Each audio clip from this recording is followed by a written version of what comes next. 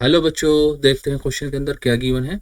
A student plots a graph from his reading on determination of Young's modulus of a metal wire but forgets to put the labels figure the quantities X and Y axis में भी respectively.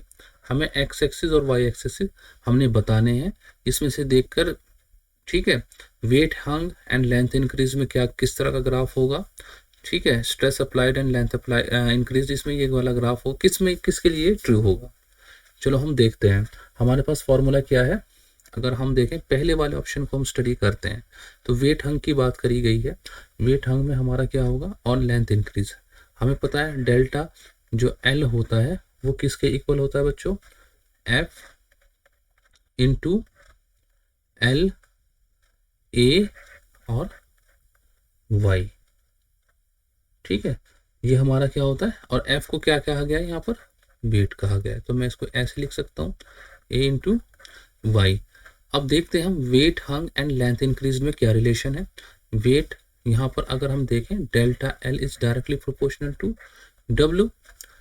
ठीक है, length increase और weight hung क्या है, दोनों आपस में डायरेक्टली प्रोपोर्शनल है। तो हमारा क्या है ये वाला ग्राफ, इसमें अगर हम ये माना जाए, इसमें इसको एक्स एक्सिस मान लिया जाए, इसको वाई एक्सिस मान लिया जाए, तो हमारा ये क्या हो जाएगा, ये ठीक है, क्योंकि डायरेक्टली प्रोपोर्शनल के लिए हमारा ये वाला ही ग्राफ होता है। ठीक है, अब हम अगर देखो फोर्थ ऑप्शन देखो बच्चों, लेंथ इंक्रीज्ड एंड वेट हंग, इसमें भी सेम चीज़ है, बस रिवर्स ऑर्डर में कर दी गई है। तो इससे कोई फर्क नहीं पड़ेगा हम ऊपर करें या नीचे करें, तो जो ग्राफ आएगा हमारा यही हमारा आएगा। प्रोपोर्शनल का क्या होगा, लीनियर प्रोपोर्शनल का यही ग्राफ हमारा होता है। तो हमारा क्या है, फोर्थ ऑप्शन भी करेक्ट है, बस थोड़ा रिवर्स कर दिया गया है। अब देखते हैं हम सेकंड के अंदर क्या कहा गया है, stress applied and length increase. Stress applied क्या होता है हमारा, delta L force upon area क्या है, यही हमारा स्ट्रेस है, एल अपॉन वाई। और मैं इसको कह सकता हूं delta L is proportional to sigma और sigma is proportional to delta L. एक ही बात है, stress applied and length increase directly proportional है और डायरेक्टली प्रोपोर्शनल में ये ग्राफ हमारा शो करेगा, तो ये हमारा ग्राफ भी बिल्कुल करेक्ट हो गया। ठीक है, अब देखते हैं stress applied and strain developed. ये तो हुक्स लॉ ही होता है। हुक्स लॉ में क्या होता था हमारा, यंग्स मॉडुलस किसके होता था, स्ट्रेस अपॉन क्या होता था, स्ट्रेन।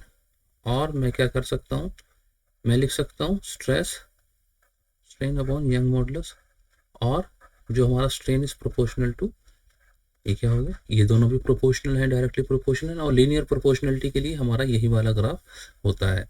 ठीक है बच्चों, तो हमारा क्या है, ये भी करेक्ट हो गया। ठीक है, हमारे चारों, अगर हम चारों चीज़ों को फिट करें इसमें, तो चारों चीज़ ही फिट बैठ रही है हमारी। तो हमारा क्या हो गया, ऑल वाला ऑप्शन हमारा करेक्ट हो गया, डी ऑप्शन ये हमारा करेक्ट ऑप्शन है। ठीक है, ये वाला ग्राफ जो है किसका है, प्रोपोर्शनल के लिए।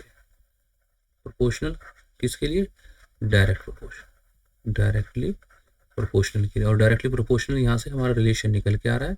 तो आई होप बच्चों आपको समझ में आ गया होगा। Good luck, goodbye, thank you.